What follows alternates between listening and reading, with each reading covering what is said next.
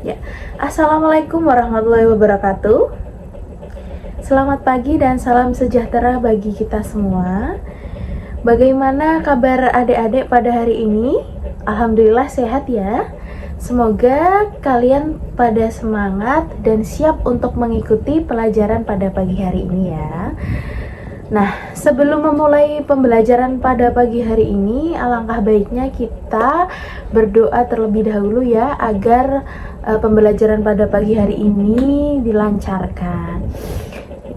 Berdoa sesuai keyakinan masing-masing. Berdoa mulai. Baik, terima kasih untuk adik-adik semua. Sebelum melakukan pembelajaran, Ibu akan mengecek kehadiran kalian ya. Alhamdulillah pada pagi hari ini semuanya hadir ya. Terima kasih sudah datang tepat waktu. Ibu harap kalian bisa mengikuti pembelajaran hari ini dengan baik, tertib, serta aktif bertanya, aktif berdiskusi, serta saling melengkapi pendapat temannya ya. Baik anak-anak, sebelum masuk ke materi hari ini, Ibu akan mengingatkan kembali tentang materi yang sudah dijelaskan di pertemuan sebelumnya ya. Masih ingat tidak? Di pertemuan sebelumnya kita sudah membahas tentang dasar-dasar pada tata rias wajah. Kita belajar mengenal fungsi make up, lalu urutan penggunaan alat kosmetik, serta mengenal pentingnya menjaga sanitasi dan higien kerja. Nah, sekarang Ibu tanya, jika sebelum menggunakan foundation, namun kita tidak membersihkan muka kita terlebih dahulu, apa yang akan terjadi pada wajah kita? Iya, betul sekali. Nanti hasil make up akan kurang maksimal dan kebersihan kulit kurang terjaga nantinya ya. Lalu menurut kalian, apakah teknik make up sehari-hari itu sama dengan teknik make up adat atau make up tradisional? Jawaban yang benar adalah berbeda. Mengapa berbeda? Ya karena make up adat itu memiliki aturan atau pakem tertentu yang harus diikuti. Kalian pasti pernah menghadiri acara pernikahan kan? Pernah melihat mereka pengantin menggunakan adat Jawa? Pernah melihat mereka menggunakan adat Sunda atau Bali? Nah, pernahkah kalian memperhatikan kalau bentuk alisnya itu berbeda, warna riasannya berbeda, atau hiasan kepalanya itu berbeda? Nah, semua itu dibentuk bukan asal-asalan ya, tapi mereka itu memiliki makna atau filosofi masing-masing di setiap adatnya. Nah, sebagai calon tenaga profesional di bidang tata rias, kalian nggak hanya harus pintar merias wajah ya, tapi kalian juga harus pintar mendalami makna dari budaya Indonesia, agar suatu saat nanti ketika kalian mempunyai klien ya dengan permintaan suatu adat, kalian itu tahu pakem yang benar untuk digunakan. Coba sekarang kalian fokus ke layar ya. Di sini ada beberapa make up pengantin adat di Indonesia. Kalian amati dulu selama 1 menit. Nah, sekarang Ibu tanya, apa yang pertama kali kalian lihat pada gambar tersebut? Nah, apakah bentuk alisnya itu sama? Apakah warna riasannya itu sama? Dan apakah hiasan di kepalanya itu sama? Ya, bagus sekali. Nah, sekarang kalian berarti sudah mampu ya untuk mengamati perbedaan antar make up pengantin adat. Baik, kita masuk ke materi pada pagi hari ini ya. Anak-anak, make up pengantin adat itu adalah suatu tata rias yang digunakan untuk upacara adat tertentu. Dan dia itu memiliki aturan atau pakem yang sudah diwariskan secara turun-temurun dari dulu ya. Sehingga kita para MUA tidak boleh sembarang merubah atau memodifikasi pakem tersebut. Artinya kita sebagai seorang MUA tidak boleh sembarangan mengubah bentuk riasan sesuka hati, karena setiap daerah memiliki arti yang berbeda-beda.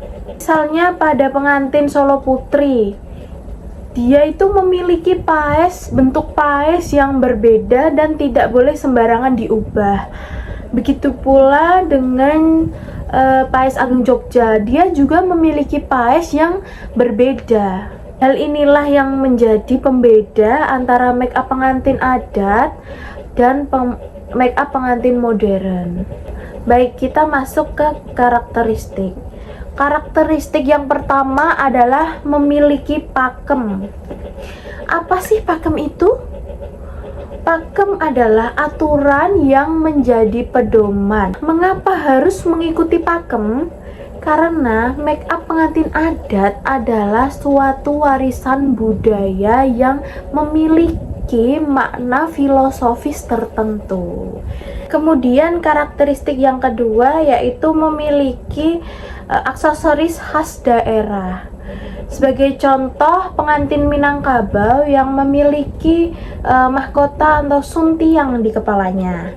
Kemudian Paes Ageng Jogja yang memiliki paes khasnya, dan pengantin Sunda yang memiliki siger. Baik anak-anak, apakah materi yang Ibu jelaskan tadi sudah bisa dipahami? Jika kalian sudah paham, maka sekarang Ibu yang akan mengajukan beberapa pertanyaan buat kalian ya. Pertanyaan yang pertama, siapa yang bisa menjelaskan apa itu yang dimaksud dengan make up pengantin adat? Ya, terima kasih, benar sekali.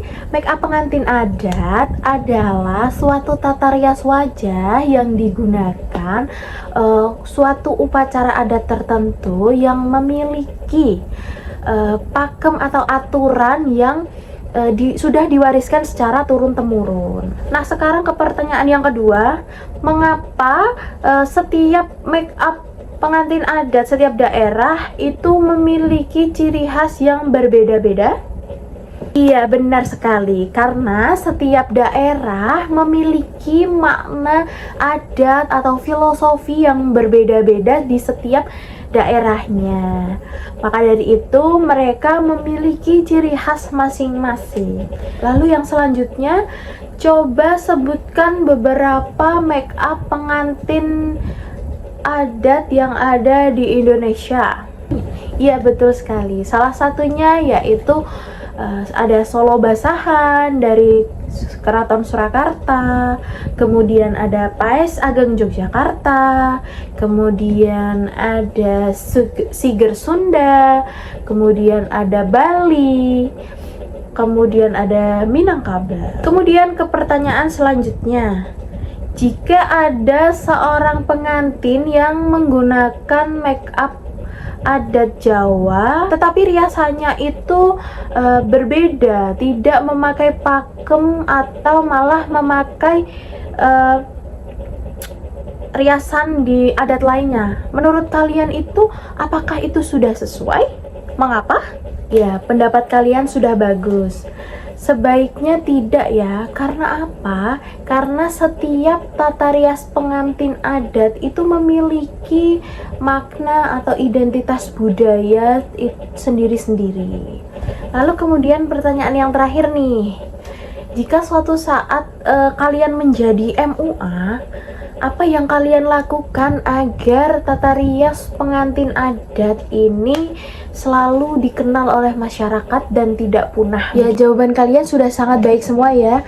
Ada yang menjawab dengan terus mempelajari budaya di Indonesia, ada yang mempromosikan budaya di Indonesia, lalu kemudian ada yang menggunakan teknik sesuai dengan pakemnya. Itu merupakan salah satu contoh kita sebagai MUA untuk melestarikan budaya di Indonesia. Baik, dari jawaban-jawaban kalian tadi, sepertinya kalian sudah mulai paham ya dengan apa itu make up pengantin adat di Indonesia.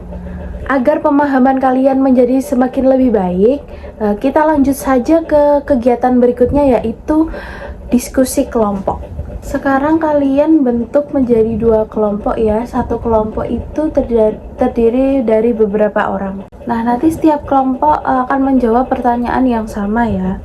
Pertanyaan pertama yaitu mengapa kita harus melestarikan make up pengantin adat yang ada di Indonesia.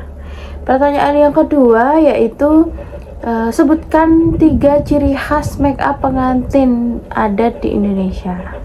Ibu beri waktu selama 5 menit ya. Baik, waktu diskusinya sudah selesai ya. Sekarang Ibu persilahkan untuk kelompok 1 mempresentasikan apa yang sudah didiskusikan. Terima kasih kelompok 1, kemudian kelompok 2. Nah, dari hasil diskusi kedua kelompok tadi, bisa kita simpulkan bahwa selain untuk mempercantik wajah atau penampilan, make up pengantin adat di Indonesia juga menjadi salah satu bagian budaya di Indonesia yang harus kita lestarikan. Terima kasih atas kerjasama dan partisipasi kalian dalam diskusi kelompok ini ya. Baik anak-anak, sebelum kita mengakhiri pembelajaran pada hari ini, mari kita simpulkan dulu ya materi pada hari ini. Hari ini kita telah mempelajari berbagai macam make up ada di Indonesia, kemudian karakteristiknya, serta memahami pentingnya filosofi di balik make up tata rias adat pengantin Indonesia ini. Semoga materi pada hari ini bisa menambah wawasan kalian dan menambah rasa bangga terhadap budaya di Indonesia. Untuk pembelajaran di berikutnya, mari kita melanjutkan pembelajaran ini ke praktik make up pengantin adat ya.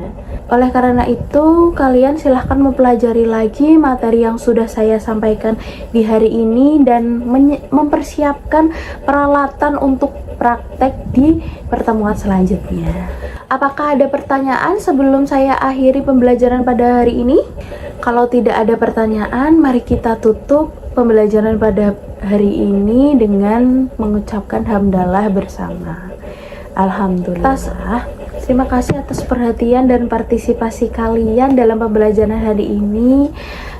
Ibu pamit dulu. Wassalamualaikum warahmatullahi wabarakatuh.